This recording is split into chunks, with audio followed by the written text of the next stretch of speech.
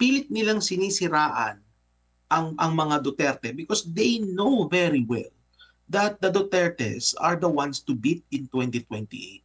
No, kumbaga kung gagawin ng election sa ngayon, Admar, and assuming that the Vice President will be running, no, she will win by an overwhelming number of votes.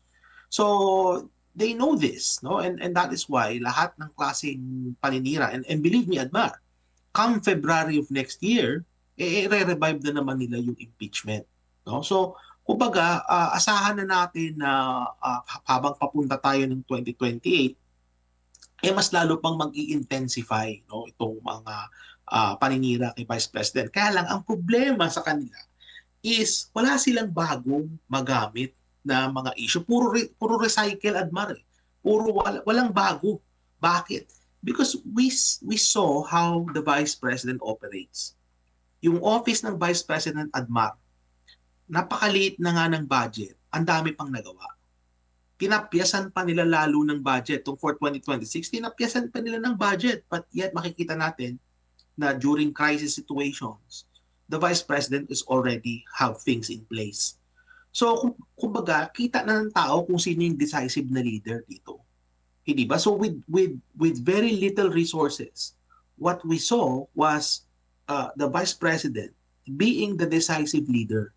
No, dapat yung decisiveness na yan. Yun ang meron si President Marcos Jr. pero wala. Kaya no surprise, no, we see the numbers ni Marcos Jr. are in the negative territory. Well, that is because of his own doing. Siya ang may kagagawan niyan, Admar. Hindi yan kagagawan ng mga naninira kay Marcos Jr. No. The negative numbers that we see with Marcos Jr., that is a result of his own doing. In contrast, yung kay Vice President Sara Duterte, yung medyo pagbaba ng numbers niya, that is not a result of her own doing, but that is a result of black propaganda against her. Yung black propaganda nila, low quality pa. Kasi nga, recycle na lang sila ng recycle ng issue. Wala silang maisip na bago.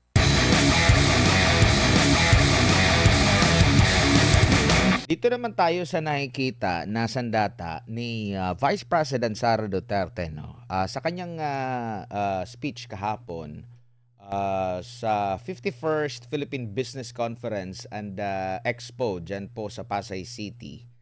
Nabanggit niya rito, i-quote ko lang yung nabanggit niya rito sa kanyang talumpati. Let us use technological and digital transformation as weapons to close the door where corruption once thrived, unchecked and unpunished. Our readiness for change brought by digital transformation will test our capability and agility in embracing technological evolution. By investing in our people and developing our capacities today, we can strategically take advantage of future opportunities and create a stronger, more resilient and competitive nation. Nakakapagod na po na maging huli dito sa ating rehiyon at sa buong mundo. Nakikita niyo po ba yung digital transformation natin na kaya mabagal dahil alam ng mga nasa likod ng korupsyon na ito'y maaaring makahadlang sa kanilang masamang gawain? Alam mo, Admar, no, to answer to provide my POV, ika nga, no, to provide my POV to this issue. Kumbaga kasi nga another day tayo, Admar. So, another day, another Dr. Batu POV. Akala ko POV lang. POV. Point of Batu.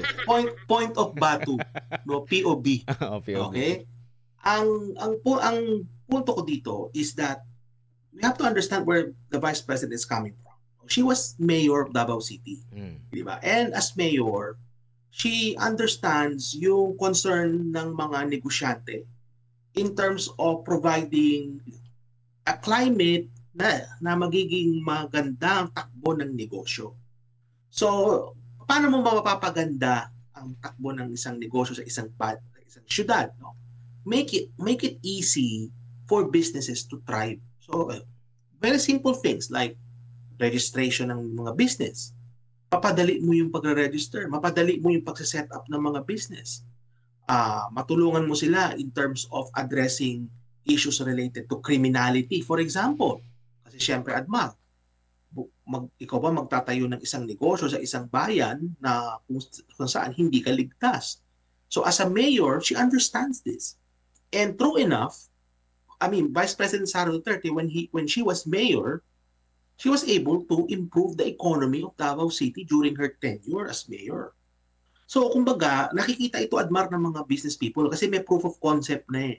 So, ang proof of concept, kagaya ng kanyang ama, ang proof of concept ni Vice President Sara Duterte was she was mayor. And indeed, napaganda niya yung economy. Now, syempre, as mayor, naiintindihan niya yung mga tools na kinakailangan para ma-improve yung economic conditions ng isang lugar.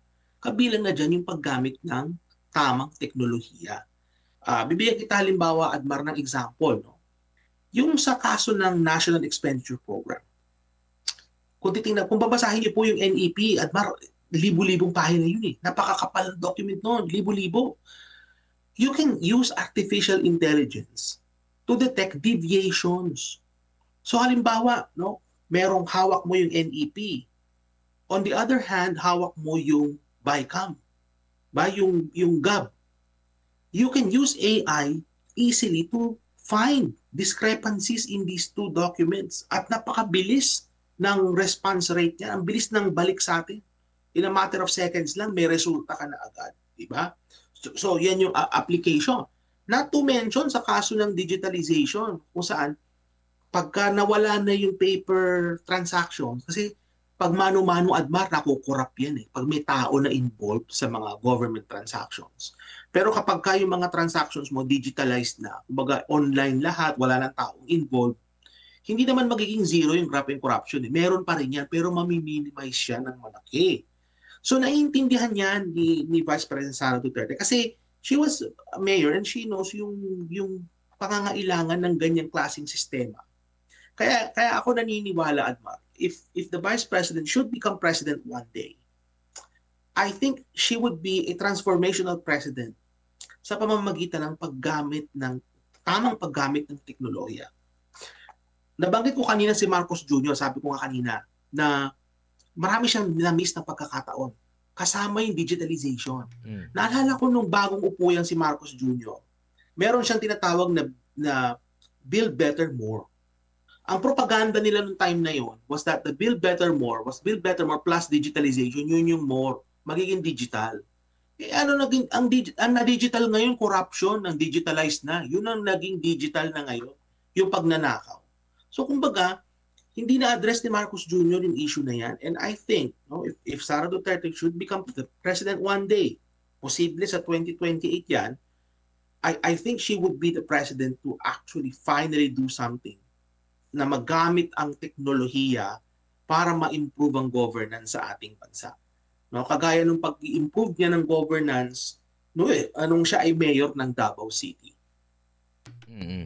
And sa lahat ng ito, Doc, ano ba ang pinakamabisa? Kasi nakikita ko rin ito sa panahon ni PRRD. Ang kaibahan lang, si PRRD ang may mataas na posisyon.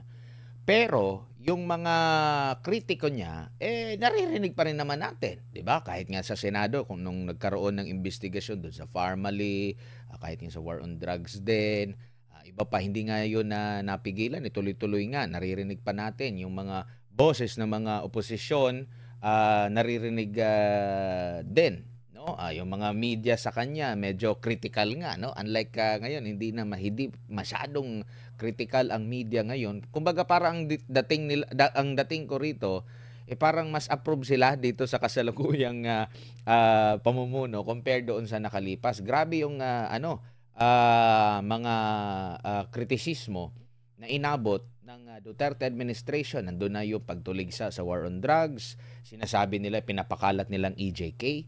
Pero bumaba sa pwesto si dating Pangulong Rodrigo Duterte na napakataas yung grado na ibinigay ng taong bayan sa kabila ng paninira. Paano ba mauungusan ni Marcos Jr. ito? Ituloy yung paninira na nakita natin na ginawa sa tatay ng Vice Presidente na hindi nagiging epektibo? Or paligsahan na lang sa maraming mga nagawa?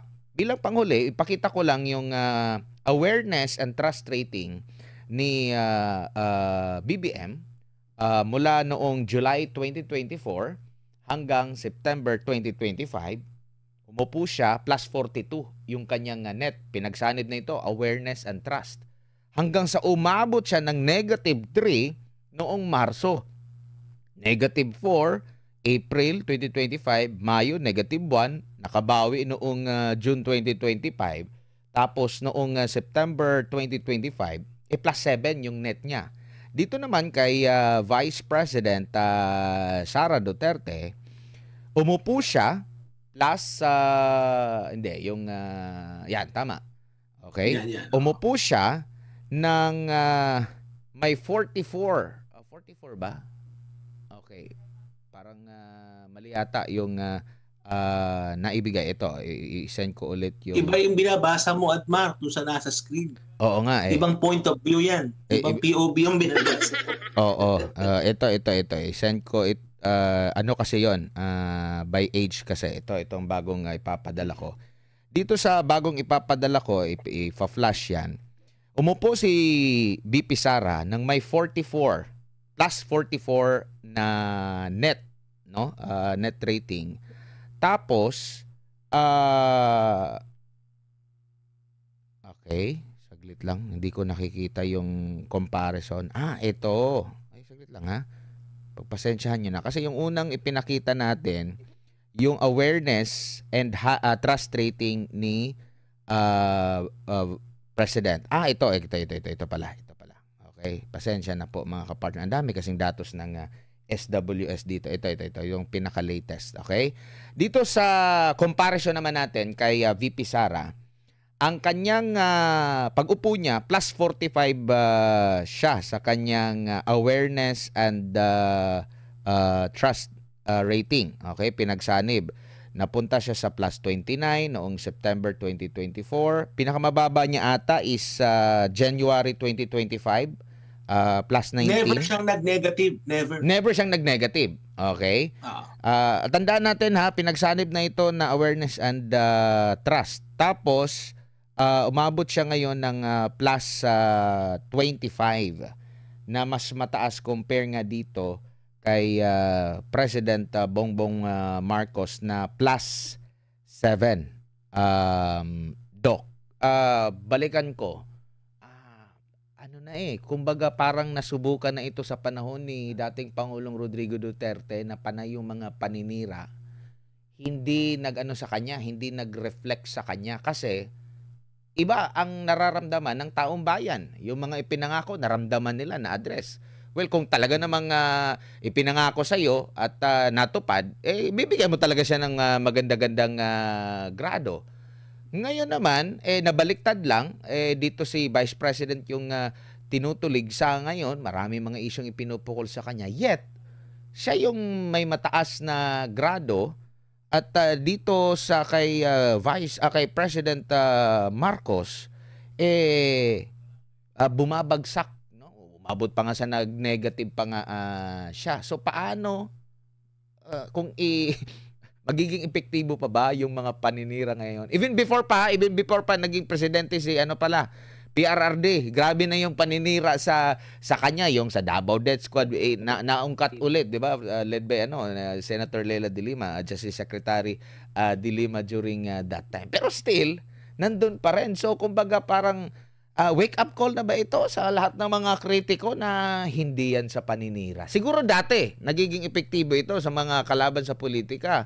Doon, napupurahan din minsan si VP Sara, pero sa ngayon parang hindi na nagiging epektibo yung mga black propaganda. Kasi ang pag-appreciate na ng taong bayan ngayon is yung nararamdaman nila, yung service mismo ng taong bayan. Doc. Wala kasi silang ibang maipukol at kundi yung issue ng confidential fund, no? Pilit nilang nire-recycle yung issue na yan against the Vice President, and makikita naman natin that the public is not buying it, no? Makita natin na they're reviving this issue again, to the point na even yung kaso Admar ng Pharmally, they're trying to revive these issues na 5 or 6 years ago. na kung saan na may mga mas urgent na issues tayong dapat na tingnan kagaya ng sa flood control project. So pilit nilang sinisiraan ang mga Duterte because they know very well that the Dutertes are the ones to beat in 2028.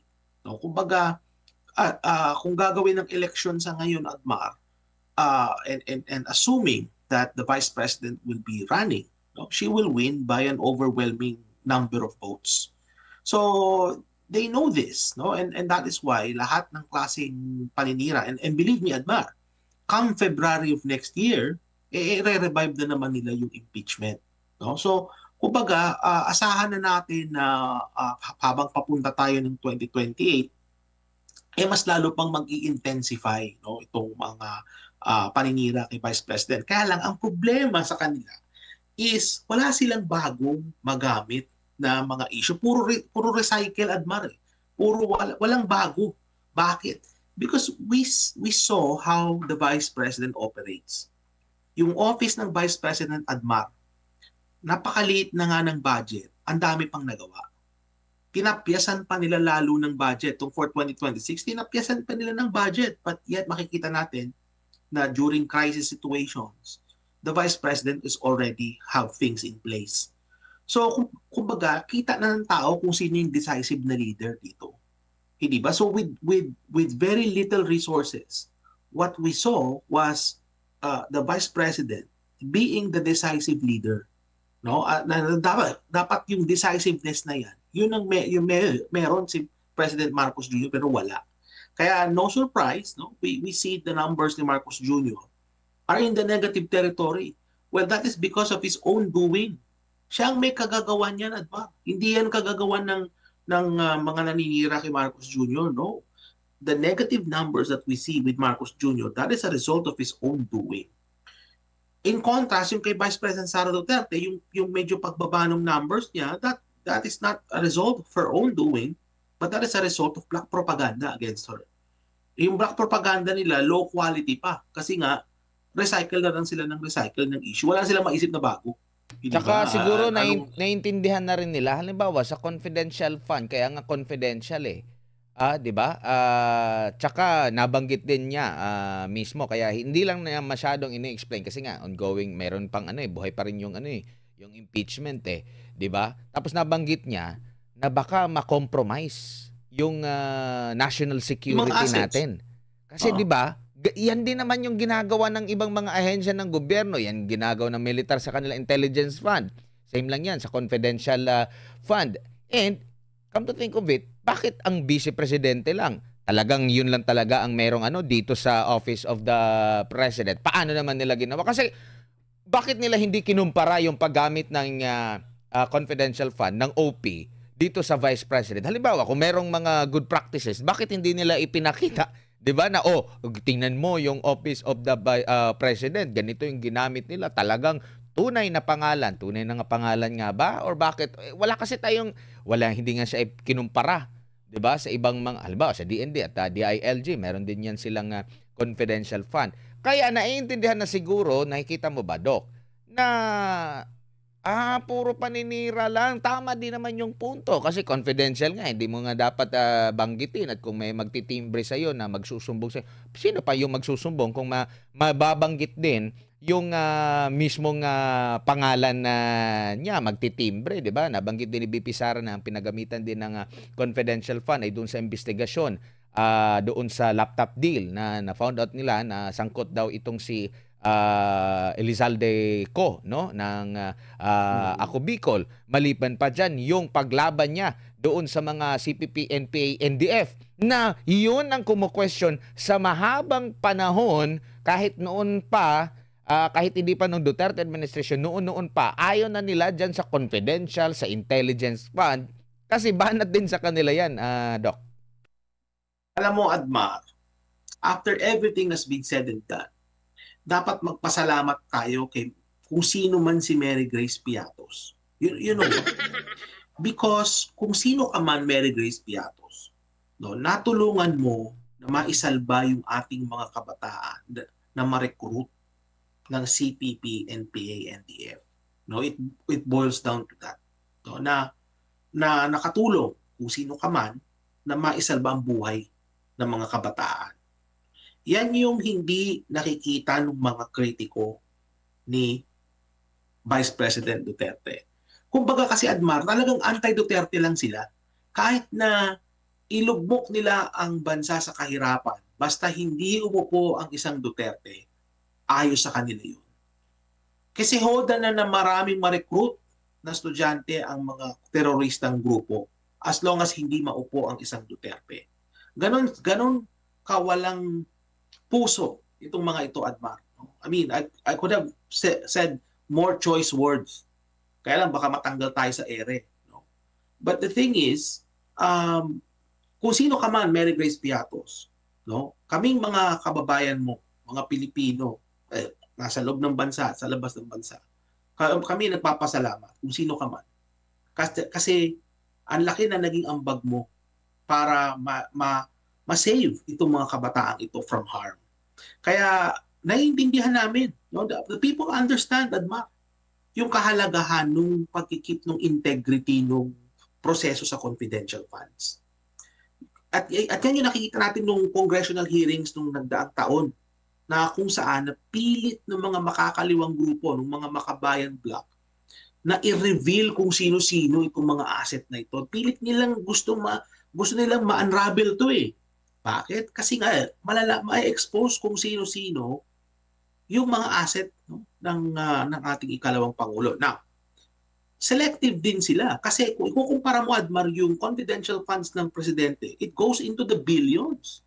No, pinag-uusapan natin 125 million. Magkano ang confidential funds ng presidente? That is, I mean, they're making a mountain out of a hill. I think it was said by somebody else. No? May ibang nagsabi niyan kasi baka nga ma-accuse ako na ng nangongopya. Ayoko na ma-accuse na nangongopya. Ma-POB may ka nagsabi talaga. niyan. Oo. Ma-accuse tayo ng nangongopya. Mahirap yun. Pero may nagsabi niyan. No?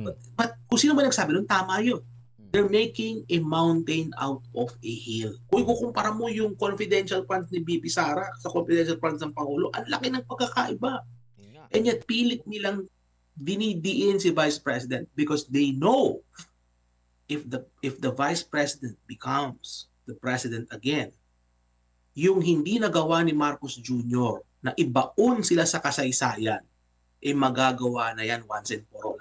Kasi may unfinished, actually, isa sa mga unfinished business ni FPRRD was to finally settle the issue of the longest running insurgency sa kasaysayan ng daigdig.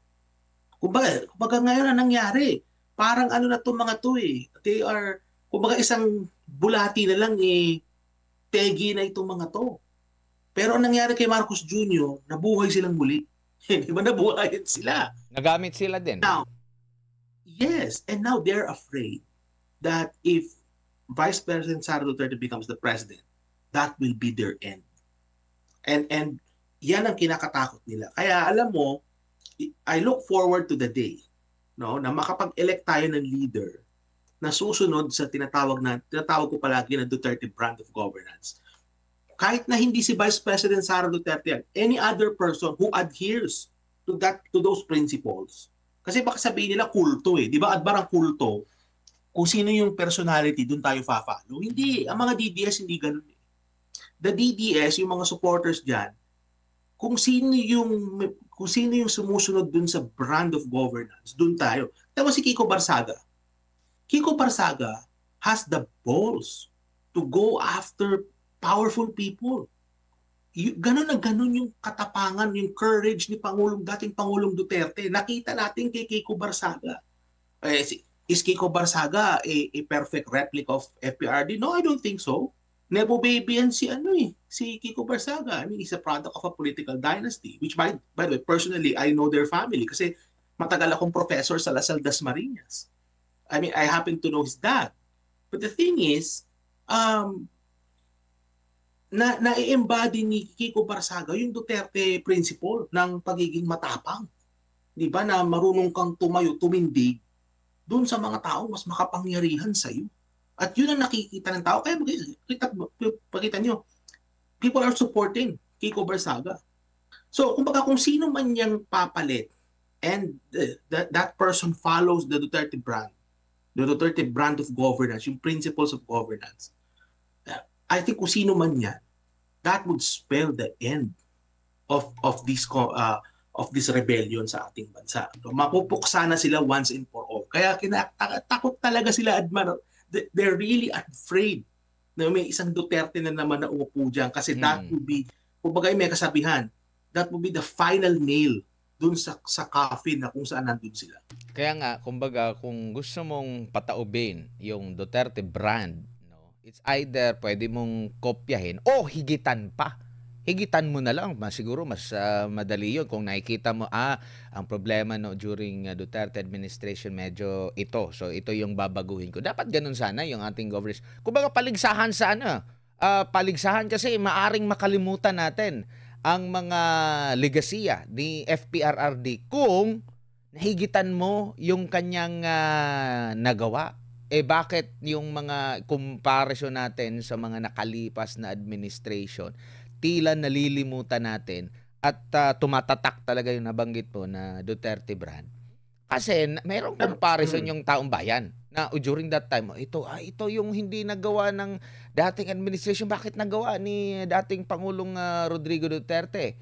No? Tapos ngayon, na-compare nila, ito yung nagawa ni bakit parang paurong ata tayo? Bakit parang hindi na nagagawa ito? Bakit parang walang takot na yung mga criminal ngayon in broad daylight?